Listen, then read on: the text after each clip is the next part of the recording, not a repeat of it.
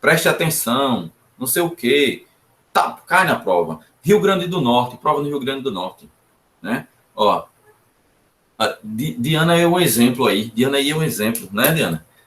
Agora ele tá aí chorando, porque a gente fez aqui o seguinte, a gente deu aquela aula e eu dei aquela aula e disse assim, pessoal, só um parênteses aqui nessa aula, no módulo passado, acho que 2, eu disse, pessoal, preste atenção, quando eu estava falando sobre sujeitos ativos, sujeitos do crime, sujeito ativo, e eu falei de animais, o animal, quando vem em questão, a gente tem que prestar atenção em duas coisinhas.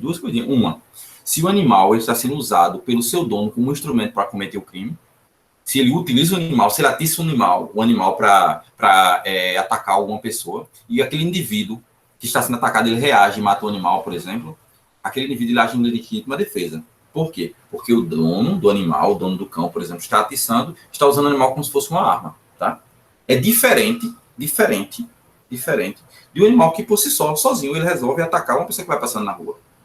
E até eu dei o exemplo lá da onça, que a gente vê aqueles vídeos na internet. Uma onça, na Índia, né, acontece muito. Uma onça, sei lá, um tigre, que corre atrás do povo lá. Se o pessoal mata aquele animal, não é legítima defesa, é estado de necessidade. Porque ninguém atiçou o animal. O animal agiu por conta própria, então é estado de necessidade. Porque o que justifica a minha conduta de matar o animal é a situação de perigo que eu tenho ali. E não é uma agressão injusta. No primeiro caso, injustamente alguém está atiçando o animal contra mim. E se eu estou agindo, matando o animal naquela circunstância, eu agi em legítima defesa. No exemplo 2, no segundo caso, quando o animal por si só me atacou, o que justificou a minha conduta foi o perigo. Falei isso aqui na aula. A Diana foi lá e marcou a questão errada. A gente faz o quê? Dá uma surra de gato morto até o gato voltar a miar. Para ela aprender essa questão e não errar mais. E não errar mais, né? Mas, enfim. A gente... Então, anote isso, né? Então, o princípio da insignificância.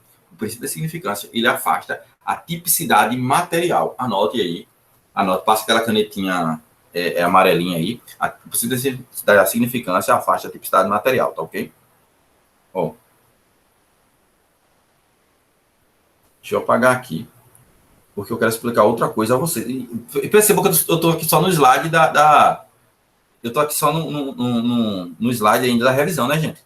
Ainda não segui aqui com os slides, estou aqui na revisão. Ó, vejam só. Antes de seguir, eu só quero dizer outra coisa. Parabéns, Diana. Parabéns, de verdade, pelo excelente desempenho na prova do Rio Grande do Norte. Tem tudo para ser. Se não for, está muito próximo, né? Você é a pessoa que eu conheço que mais acertou questão nessa prova aí. Aqui, né? Então, tem tudo. Parabéns, muito esforço, muita luta mesmo. Né? Está aqui todo sábado acompanhando as aulas. Então, é sucesso, né? Muito sucesso. Então, estamos na oração aqui com você e vamos para o churrasco de comemoração, né? Vamos lá. Que o Wendel vai pagar. O Wendel vai pagar, tá? Tá tudo na conta, bota tudo aí na conta de Wendel.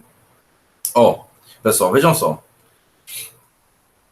Eu vou passar aqui, que eu acho que eu vou ter esse slide mais na frente, e aí a gente vai discutir um ponto aqui, tá? Vamos só para algo muito rápido aqui, que é a evolução histórica da ideia de tipicidade, tá? A evolução histórica de tipicidade. Eu tenho uma corrente, uma teoria tradicional sobre tipicidade, em que a tipicidade era compreendida meramente pelo seu aspecto formal. Ou seja, eu tinha apenas a tipicidade formal, a mera subsunção do fato à norma. Eu ainda não tinha essa ideia de tipicidade material. Eu ainda não tinha. Primeiro momento, na evolução histórica, e aí eu ainda vou discutir outras coisas com vocês. Ó, deixa eu só pegar Ó, veja só. Eu tinha, antes, o que é que eu tinha? A ideia de tipicidade no direito penal, antes de Belling, em 1906, veja que século XX, né? Eu tinha uma ideia de tipicidade, uma ideia de crime, não nessa estrutura de fato típico, ilícito culpável. Eu não tinha nisso. Eu tinha uma ideia de crime baseado em uma ideia construída apenas objetiva, dividida em algo objetivo, um elemento objetivo e um elemento subjetivo. O elemento objetivo, ele era O elemento objetivo ele comportava tanto o fato típico, tanto o fato típico, como a ilicitude ou antijuridicidade. Isso aqui, antes de Belling, em 1906, né? Vou botar aqui o nome dele, porque as provas às vezes cobram, né, o nome do carinha. Antes de Belling, em 1906, eu tinha essa ideia. Assim, fato típico e a ilicitude era um conceito só, estavam imbricados, não era separado, e era chamado dos elementos objetivos. Elementos, botar aqui, objetivos. Eram os elementos objetivos, tá? Esses eram os elementos objetivos. Aí eu tinha os elementos subjetivos que eram correspondentes apenas à culpabilidade. Apenas à culpabilidade. Tá? Isso aqui, a culpabilidade era o elemento subjetivo. Isso era nominado, antes de Belling, de corpus delicti. Corpus delicti, lá do latim, corpus delicti. Ou então, na Alemanha, chamava de tatus bestam. Tatus bestam. Né? Não sei se o meu alemão está correto, provavelmente não, mas fica aí. No italiano, chamavam-se lá de fatspecie, né? Então, tinha essas nomenclaturas para definir essa estrutura de crime que a gente existia antes de Belling, né? Só que aí vem esse carinha aí que eu estou falando o tempo todo para vocês, Belling, e ele faz o seguinte: ele separa o fato típico da ilicitude. Ele retira o fato típico da ilicitude e a gente vai entrar numa fase ali de independência do fato típico, porque ele se torna independente, autônomo, o lindão, se afasta um pouco da ilicitude, da ideia de ilicitude. E a gente começa a pensar nessa ideia de estrutura. Fato típico, ilícito e culpabilidade. Só que aí, vamos só. Seguindo, a gente tem a teoria moderna, tá? A teoria moderna. E aí, a tipicidade, ela deixa de ser a mera subjunção. Ela deixa de ser a mera subsunção, é a mera tipicidade formal, ela deixa de ser, né? Ó, a tipicidade deixou de ser a mera subsunção do fato à norma, que é a tipicidade formal, agregou também um juízo de valor, traduzido na relevância da lesão ou ameaça de lesão ao bem jurídico tutelado, é a tipicidade material. É isso que eu falei agora. Eu tenho a tipicidade penal, que ela se subdivide em tipicidade formal e material. Eu preciso ter as duas. A formal, que é a subsunção do fato à norma, ou como Belling chamava, a adequação de catálogo. Belling chamava essa subsunção do fato à norma de adequação de catálogo. E agora, nessa ideia de concepção moderna, principalmente pós as teorias funcionalistas, né, a gente começa a ter uma perspectiva de direito de tipicidade material, que é a lesão ou ameaça de lesão ao bem jurídico tutelário. Fechou. Isso é a concepção que a gente ainda adota hoje, né, moderna. Mas temos caminhado para a teoria da tipicidade conglobante. Teoria da tipicidade conglobante. Teoria da tipicidade conglobante. É algo que vem despencando em prova. Prova oral do delegado da Polícia Civil do Estado de Sergipe. O que caiu? Tipicidade conglobante na prova oral. Vem caindo bastante em prova, em outros concursos, tipicidade conglobante. Tá? Teoria do professor argentino, sou Eugênio Raul Zaffaroni. Eugênio Raul Zaffaroni, o grande penalista, né, sul-americano. Ele que começou, ele que traz essa ideia aqui, tá? Ó, a tipicidade conglobante, né, ela diz que a tipicidade penal é formada pela tipicidade formal, ó, atenção, tipicidade formal e tipicidade conglobante. Tipicidade formal e tipicidade conglobante. Esta, por sua vez, é composta pela tipicidade material e pela antinormatividade.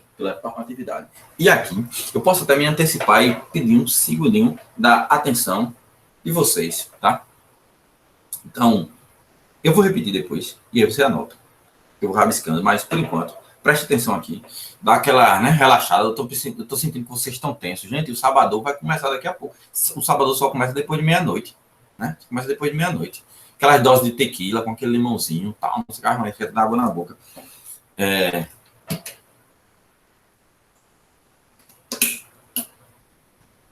Veja só. Eu falei que a tipicidade penal, ela era composta. Atenção aqui. Atenção em mim aqui agora. Isso vai cair na prova de Lorena. Na prova lá da Faculdade de Lorena, você vai cobrar isso, que ele não tem coração. Ele vai cobrar isso. Tá, Lorena? Ó. Vejam só.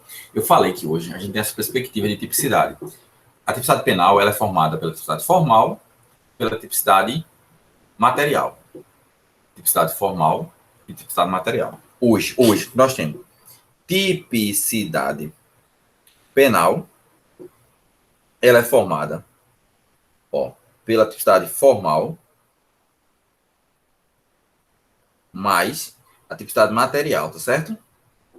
Certo? Deixa eu fazer algo aqui com vocês. Vamos para cá. Vamos para cá de novo. Para a gente pegar algo mais bonito. Veja só. Aqui, lembra? Hoje eu tenho a tipicidade. Eu tenho a tipicidade penal formada pela tipicidade formal mais a tipicidade material, tá? Material. Então, isso aqui. Tipicidade formal, que eu já expliquei para vocês, que é a mera subsunção do fato à norma, e a tipicidade material, que é a lesão, a ameaça de lesão ao bem jurídico tutelado. Fechou? Aí vem Zaffaroni, e ele cria a ideia de tipicidade conglobante. Tipicidade conglobante.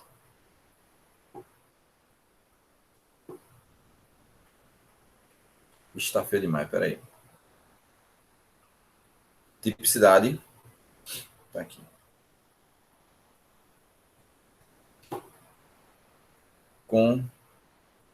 Conglobante. Tipicidade conglobante. Melhorou muito não, mas tudo bem. A tipicidade conglobante, ela é composta pela tipicidade formal, tá? Mais a antinormatividade.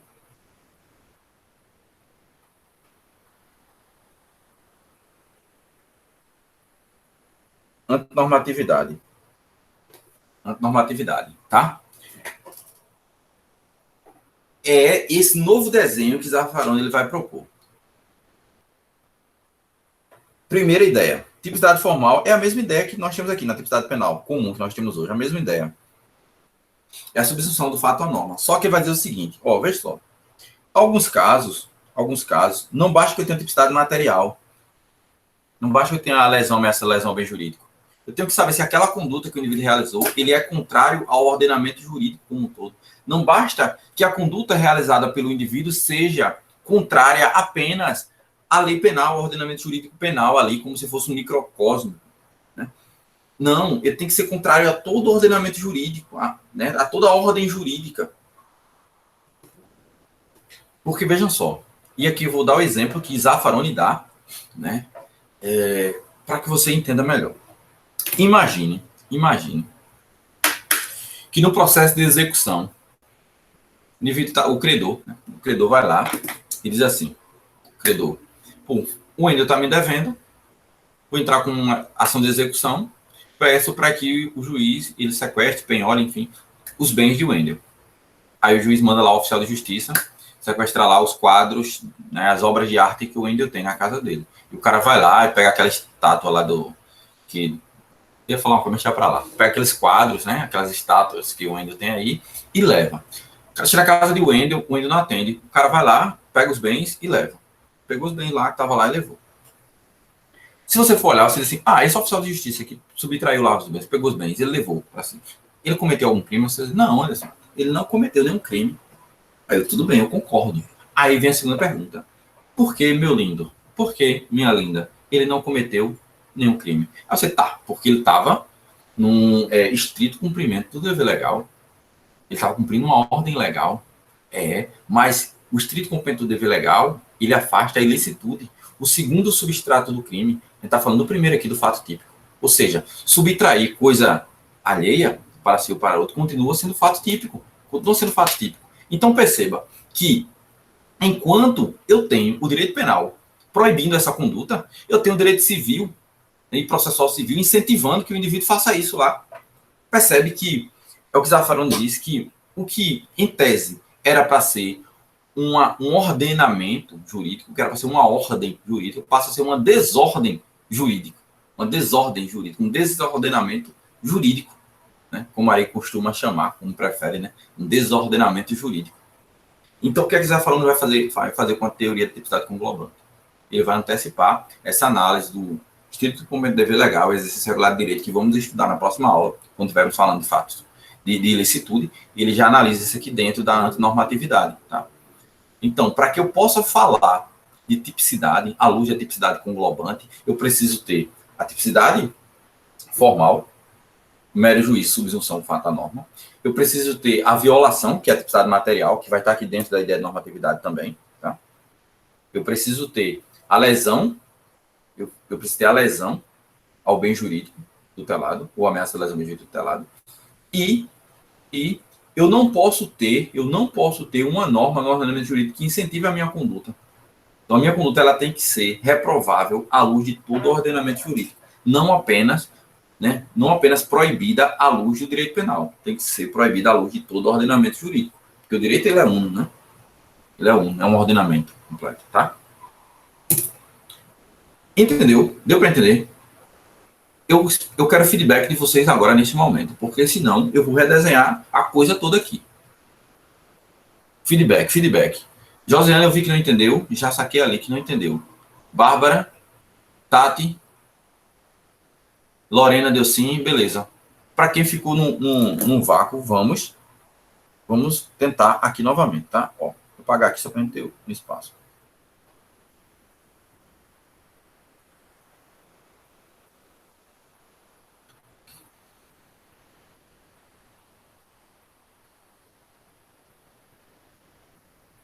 Tipicidade conglobante. Teoria trabalhada por Eugênio Raul Zaffaroni. Tá? Eu vou ter a tipicidade formal, tenho tipicidade formal, tenho a tipicidade material, também tenho, tá? Também vou ter a tipicidade material. Mas o grande X da questão aqui é a antinormatividade. O grande X dessa questão aqui é a antinormatividade. Antinormatividade. Tá? Primeira coisa para que você guarde no seu coração. O que é antinormatividade? É uma conduta, entenda assim, é algo que é contrário a todo direito.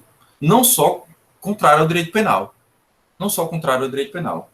Ela é contrário, né? A normatividade. E normatividade não é só direito penal. Normatividade é direito penal, é direito administrativo, é direito civil, é direito tributário, é todo direito. Então, se eu realizar uma conduta que é proibida pelo direito penal, mas ela é incentivada por outro ramo jurídico, eu não terei a antinormatividade. Por exemplo,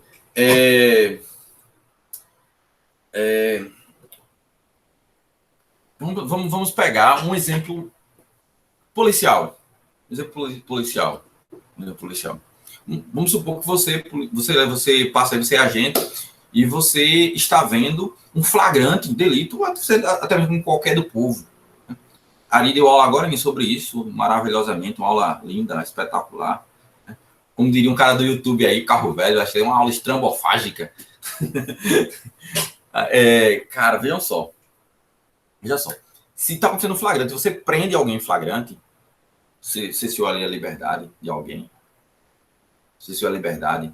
eu te pergunto, isso é crime? Você diz, não, Alisson, por que não é? Aí eu venho para a pergunta, por que não é? Não é crime, porque, veja só, para ser crime, eu preciso ter o fato típico, eu preciso ter o fato ilícito e eu preciso ter a culpabilidade. Não é isso? Eu não estou dizendo isso faz umas 3 aulas já. Para ter crime, eu tenho que ter fato típico, ilícito e culpabilidade, certo? Olhem para cá, por favor, aqui, para a câmera. Não anotem, olhem para cá, para a telinha, por favor. Para eu ter crime, eu preciso ter o fato típico, eu preciso ter ilícito e eu preciso ter a culpabilidade. Fechou essa ideia? Aí você que prendeu alguém em flagrante, tá? Você que prendeu alguém em flagrante. Não é crime por quê? Porque isso está agindo no estrito cumprimento do dever legal, por exemplo.